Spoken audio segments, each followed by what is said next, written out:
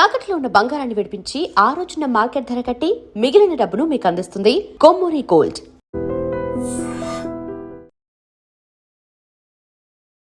దేశవ్యాప్తంగా ఎబోలా ఎక్కడ ఇండియాకి వస్తుందేమో అని చెప్పేసి చాలా మంది భయపడుతున్నారు. ఎందుకు అంటే దీని మీద గవర్నమెంట్ కూడా చాలా సీరియస్ యాక్షన్ తీసుకుంది. మొత్తానికి విదేశాల నుంచి వచ్చే ప్రతి ఒక్కరిని స్క్రీనింగ్ నిర్వహించి ఎట్టి పరిస్థితుల్లో ఎబోలా రాకుండా అయితే జాగ్రత్త పడటం జరుగుతుంది. సో అసలు ఏంటి ఎబోలాకి ఎందుకు అంత భయపడుతున్నారు అంటే, ఆఫ్రికాలో ఎబోలా అనేది కాంగోలో మొదలైంది. ఎబోలా వచ్చినప్పుడు దాదాపు ఇప్పటి వరకు ప్రపంచవ్యాప్తంగా ఎబోలాతో 15,000 మంది చనిపోవడం జరిగింది. అంటే ఎబోలా ఎందుకు అంత డేంజర్? గతంలో మనం చూసాం, కరోనా వల్ల ఎన్ని కోట్ల మంది చనిపోయారో అంత కరోనా కంటే కూడా ఎబోలా చాలా డేంజరస్. ఎబోలాకి వైరస్ అంటే ఎబోలాకి యాక్చువల్లీ వ్యాక్సిన్ ఉంది, కాకపోతే ఇది స్టేజ్ మార్చుకుంటూ వేరియంట్లు మార్చుకుంటూ వస్తుంది. ఆ జైర్ వేరియంట్ ఎబోలాకి ఆల్రెడీ వ్యాక్సిన్ ఉంది, బట్ ఇప్పుడు వచ్చే ఎబోలా ఏదైతే ఉందో దానికి ఇంతవరకు వ్యాక్సిన్ కనిపెట్టలేదు. ఆ పాత వ్యాక్సిన్లు దీని మీద పనిచేస్తాయో లేదో కూడా తెలియదు. ఆఫ్రికాలో ఇప్పటికీ దాదాపు 264 మంది అయితే చనిపోవడం జరిగింది.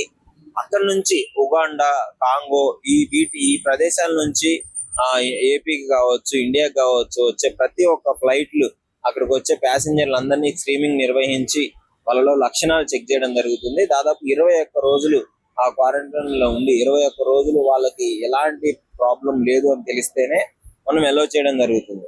ఇక్కడ ఇండియాకు సంబంధించిన వాళ్ళు కూడా కాంగోలో అక్కడ ఉన్న పరిస్థితులు, అక్కడ ఆ కంట్రీలో ఉన్న వాళ్ళు కూడా జాగ్రత్తలు తీసుకోవాలని చెప్తున్నారు. అసలు ఎబోలా ఎందుకు ఇంత డేంజర్?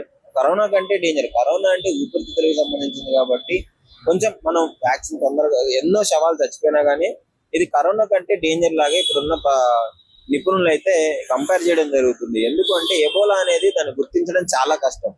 ఇది ఎలా ఫస్ట్ ఇది అంటువ్యాధి అంటే మీన్స్ ఎబోలా పట్టుకోవడం వల్ల వస్తుంది. ఒక పర్సన్ ని మనం ముట్టుకోవడం వల్లనే ఇది వ్యాపిస్తుంది. గాలి ద్వారా గానీ దోమల ద్వారా గానీ వ్యాపించదు. అది క్లియర్ గా ఉంది. ముఖ్యంగా ఇది ఎబోలా అనేది ఆఫ్రికాలో అక్కడ ఉన్న నది పేరు, ఇది అక్కడే స్టార్ట్ అయింది. సో అక్కడ ఇది జంతువుల మాంసం, అడవి జంతువుల మాంసం తినడం వల్ల, గబ్బిలాలు ఇట్లాంటివి ఉంటాయి కదా అడవి జంతువులు, వీటిని తినడం వల్ల ఇది వ్యాపించే అవకాశం ఎక్కువగా ఉంటుంది. ఇప్పుడు ఆఫ్రికాలో చనిపోయిన వ్యక్తిని అందరూ గుంపులుగా వెళ్ళి, అందరూ వాళ్ళ బంధువులు అందరూ వెళ్ళి పట్టుకొని దహన సంస్కారాలు చేయడం జరుగుతుంది. ఆ విధంగా చేయడం వల్ల ఆఫ్రికాలో ఒక పర్సన్ చనిపోవడంతో అక్కడ వాళ్ళు అతన్ని పట్టుకొని చేయడంతో దాదాపు మళ్ళీ వెంటనే వీళ్ళందరికీ, ఎవరైతే దహన సంస్కారాలకు వెళ్ళారో వాళ్ళందరికీ ఈ వ్యాధి ఎబోలా సోకి చనిపోవడం జరిగింది. ఆ తర్వాత ఆఫ్రికా దీన్ని సీరియస్ గా తీసుకొని అక్కడ ఇంకా పరిణామాలు ఎలా ఉన్నాయంటే, వీళ్ళందరూ దహన సంస్కారాలు అందరినీ కలిపి చేస్తారు కదా, అట్లా హాస్పిటల్లో ఉన్న వాళ్ళు ఎబోలా వైరస్ వచ్చిందని శవాన్ని బయటికి ఇవ్వడంతో హాస్పిటల్ తగలబెట్టిన పరిస్థితులు కూడా అక్కడ నెలకొన్నాయి. అంటే ఇంత దారుణంగా ఉన్నాయి. సో వైరస్ వ్యాపించడానికి ఒక రకంగా అక్కడ ప్రజలే కారణం కూడా అవ్వే అవకాశం కనిపిస్తుంది క్లియర్ గా. సో ఏపీ గవర్నమెంట్ కానీ తెలంగాణ గవర్నమెంట్ కానీ దీని గురించి సీరియస్ గా తీసుకొని అయినా ఇక్కడ పబ్లిక్ హెల్త్ ఎమర్జెన్సీ కూడా ప్రకటించడం జరిగింది. ఎందుకంటే ఇది ఇంటర్నేషనల్ గా అందరూ భయపడే విషయము. ఎబోలా ఈ వైరస్ ఏ అయితే ఉన్నాయో, ఇయర్ కి ఒక వైరస్ వస్తుంది, ప్రజలందరినీ ప్రాణాలు తీసుకొని పోతుంది. ముఖ్యంగా జాగ్రత్తగా ఉండాలి. ఎప్పుడైనా సరే హ్యాండ్ వాష్ చేసుకోవడము, ఇట్లా శానిటైజర్ యూజ్ చేయడము, మాస్కులు వాడడము చాలా ఇంపార్టెంట్ థింగ్స్ ఇవన్నీ. సో ఇవి మెయింటైన్ చేస్తే మోస్ట్లీ తగ్గించే అవకాశాలు అయితే ఎక్కువగా ఉన్నాయి. అంటురోగులు మనకి రాకుండా, ఈ ఎబోలా రాకుండా అయితే చూడొచ్చు.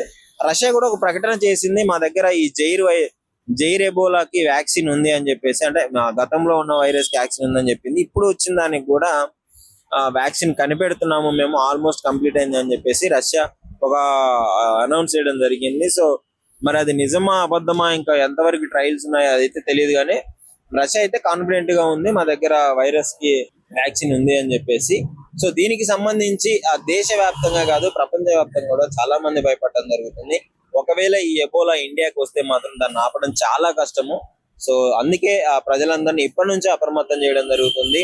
హాస్పిటల్స్ లో కావచ్చు, ఇలాంటి వ్యాధి లక్షణాలు ఏం లేదండి. ముఖ్యంగా ఎబోలాకి సంబంధించిన వ్యాధి లక్షణాలు ఏంటి అంటే, ఫస్ట్ సడన్ గా జ్వరం వస్తుంది, విపరీతంగా జ్వరం వచ్చేస్తుంది. ఆ జ్వరం వచ్చిన తర్వాత కీళ్ళ నొప్పులు, మొత్తం బాడీ పెయిన్స్ వచ్చినప్పుడు తర్వాత వాంతులు, విరేచనాలు, కడుపు నొప్పి ఇలాంటివి వస్తుంది.